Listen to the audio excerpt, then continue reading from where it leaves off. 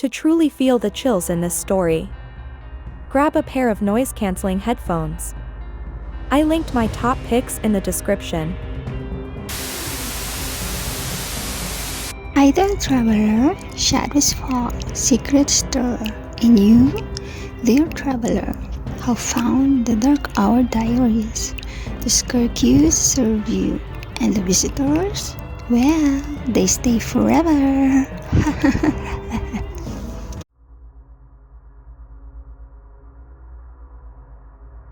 Have you ever visited a museum and thought, wow, I hope there are no haunted people here? Good. That's what should be on the sign at the Sendai City Museum in Japan. Because of a quiet exhibition room, under glass and dim lights, there is a suit of samurai armor, which moves on its own. And no, this is not a promotional stunt. People have seen it. Some have felt it. Let me take you on a journey, back in time, through honor, blood, and a curse that refuses to die. Sendai, Northern Japan. A city known for its beauty, history, and delicious juten, roasted beef tongue.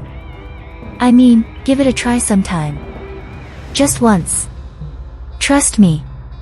Still, tucked away in a quiet wing of the museum sits an ornate piece of history, a black and gold samurai armor, said to have belonged to a warrior from the Date clan, the legendary lords of the Edo period. At first glance, it's a masterpiece lacquered with perfection, glimmering under the spotlight. But the characters? They know that there is something off. It started off gently. A museum worker noticed that the armor arm had shifted slightly overnight. They looked at the cameras. No one entered the room.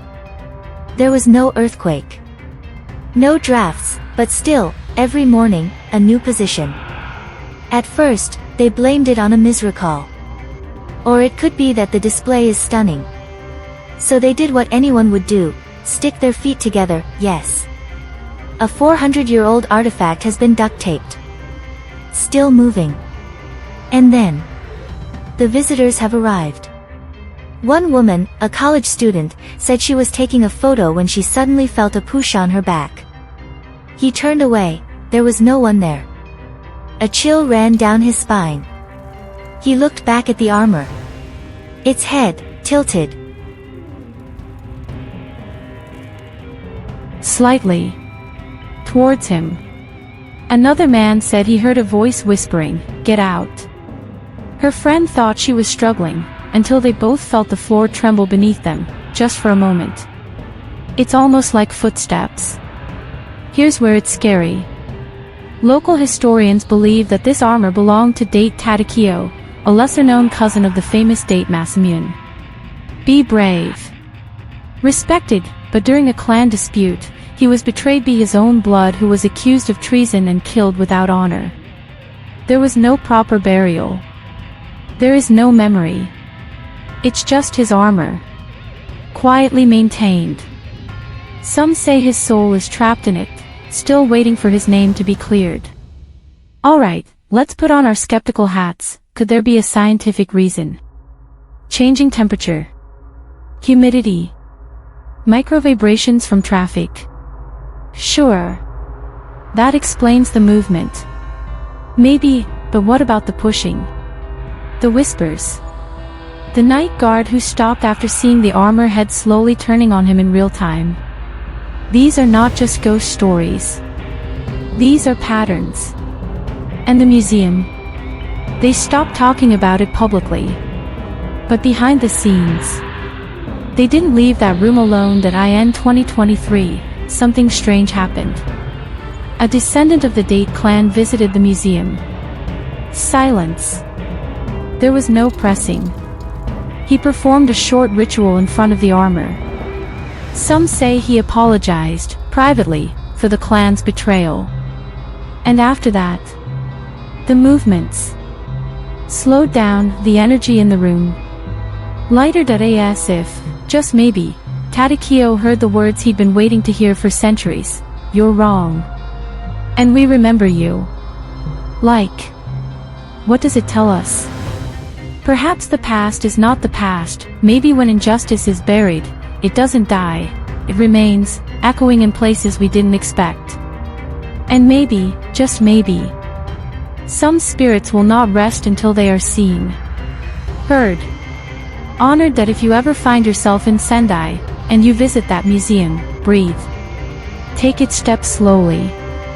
And if the armor is looking right at you, maybe I bowed down. Just in case.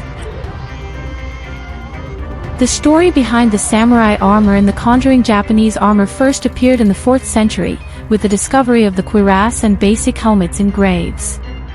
During the Heian period, 794 to 1185, the unique Japanese samurai armor Oyoroi and Dumaru appeared. Japanese armor first appeared in the 4th century, with the discovery of the cuirass and basic helmets in graves. During the Heian period, 794 to 1185, the unique Japanese samurai armor Oyoroi and Dumaru appeared. The samurai armor symbolized, samurai armor was not just a tool for protection, it was also a canvas for personal expression and symbolism. The kabuto, or helmet, often featured intricate designs, such as family crests, Buddhist symbols, or mythological creatures, which were believed to offer spiritual protection to the wearer. If you feel a tingling, hit that like button. If you believe stories like this are worth remembering, subscribe for more authentic haunted history. And comment below, do you think spirits can be associated with things? Or is it all just a figment of the imagination, whether you believe in magic or not? There are legacies that should not be forgotten. Lesson/takeaway: history isn't just written in books, it lives on in what we leave behind. Once upon a time, every unscrupulous soul was in need. Some people say, I believe in you. Thank you for watching, hope you enjoyed it. See you next time.